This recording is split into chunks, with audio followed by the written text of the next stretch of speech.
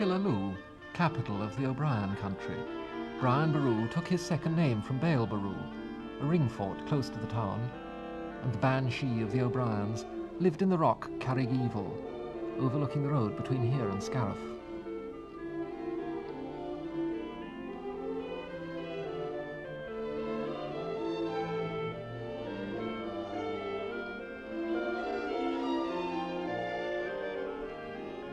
There are all sorts of methods of getting milk churns to the creamery, and this one seems as good as any if there are no hills on the way.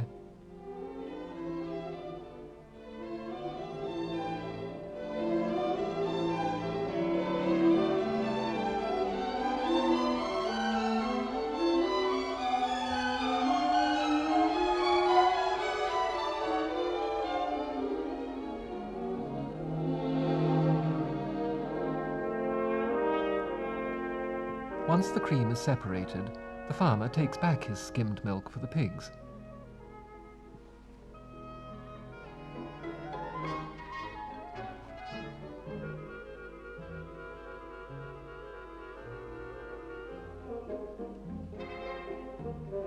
Here the river is divided by a giant weir and sluice gate to send water into the head race for Ardnacrusha. And this O'Brien's Bridge is the only crossing between Killaloe and Limerick. Once upon a time, all this stretch of the river between Killaloe and Limerick was legendary for salmon, and the finest way of taking salmon was with a greenheart rod, made in one of the villages along the river, Castle Connell, Castle Troy. But the hydroelectric station at Ardnacrusha has changed the fishing pattern of all this area, and modern fishermen, who know no better, are inclined to prefer glass fibre rods. But there are still craftsmen making greenhearts, and still fishermen who would use nothing else. These rods go from here all over the world to connoisseurs of casting.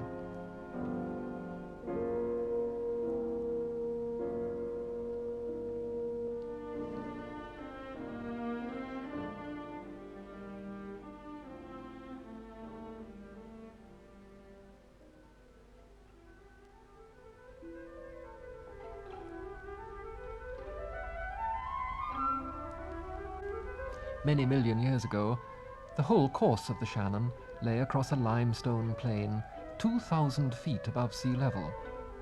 But year by year, the water of the river and the grinding of glaciers in the Ice Age wore the limestone down to today's level, leaving the harder rocks as mountain ranges to the west. The river is still lowering its course, grain of rock by grain of rock, cutting down through the sandstone here at Doonass Falls.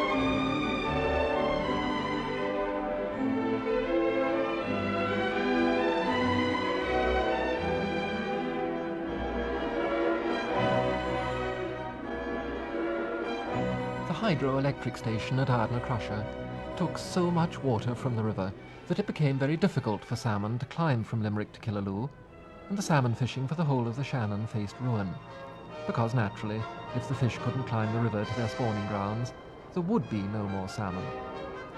To make things worse, the salmon gathered in the tail race below the dam and didn't even try to climb the river.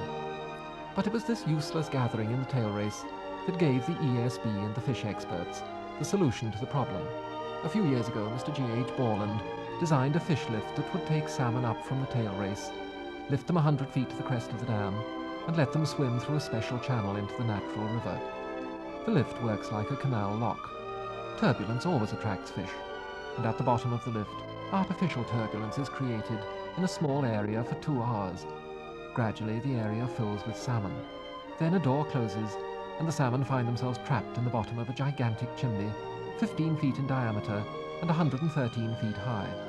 The chimney fills slowly with water, and 70 minutes later, the fish are 100 feet above the tail race, level with the top of the dam. A door opens, and they swim out into a special fish canal, 10 feet wide and 16 feet deep, that crosses the whole width of the dam, nearly 90 feet. This takes them to the river again, and they can make for Lough Derg in the north. The door closes behind them, and the whole cycle starts afresh. While, somewhere to the north, the salmon spawn and come down the river again months later. Sometimes the ESB tag the fish as they pass through, and salmon with Irish tags on have been found off the Newfoundland coast on the far side of the Atlantic, 2,000 miles away.